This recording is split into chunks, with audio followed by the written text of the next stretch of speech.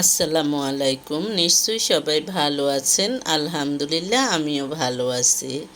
আজকে আমি আপনাদের সাথে শেয়ার করব, অনেক বাবা মা আছে সন্তানের সাথে চিৎকার চেঁচামেচি করে কথা বলে। আপনি কি জানেন আপনার চিৎকার আপনার সন্তানের মস্তিষ্কে ভয় এবং ট্রমা সৃষ্টি করে? আপনি জানলে চমকে যাবেন। এবার শুনুন কেন বলছি।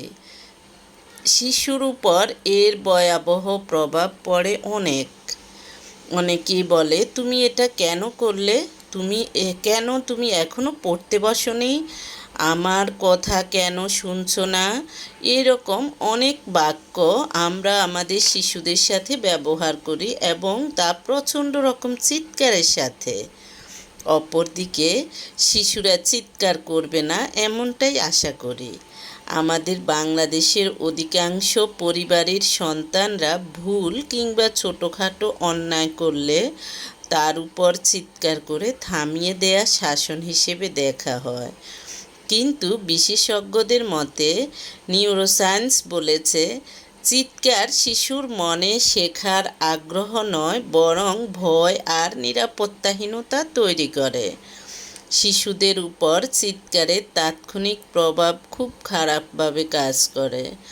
যখন কোনো শিশুকে চিৎকার করে বলা হয়, এটা কেন করেছ, তখন মুহূর্তেই তার মস্তিষ্কে কর্টিসল নামের স্ট্রেস হরমোন বেড়ে যায়।